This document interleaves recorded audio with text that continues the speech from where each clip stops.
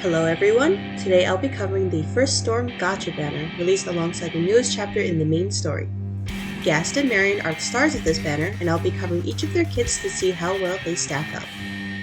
Before we begin, I just want to make a note that if you really like the card, then go for it. This is a single player game, so you should enjoy your roster how you like. As a quick warning, if you don't want to get spoiled by the events in the newest chapter, skip to Marion's review using the timestamp in the video description.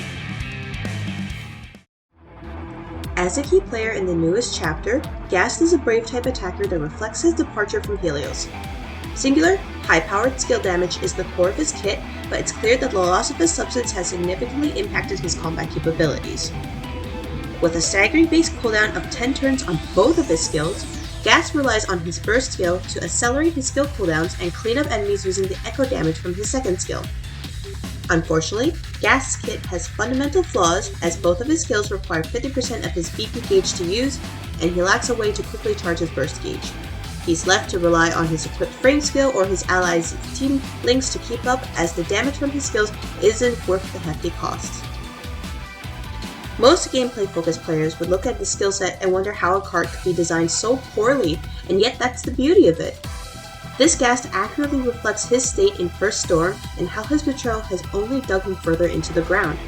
To top off Gast's horrible situation, his combat animations are altered to remove any trace of his substance abilities. This Gast won't win any awards for gameplay effectiveness, but lore lovers will appreciate the care that went into this card's development.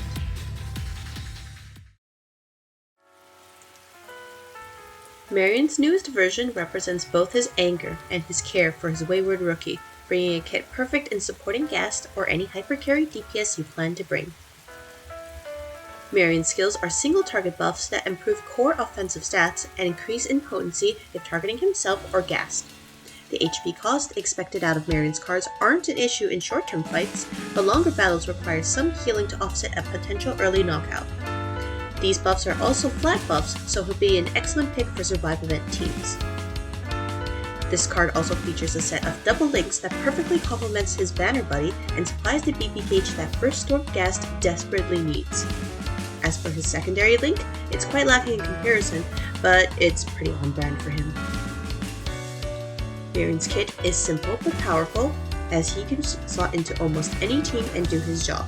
However, his supporting capabilities would be better if he also recharged the BP gauge or applied a status ailment modifier, but this can be patched up using frames.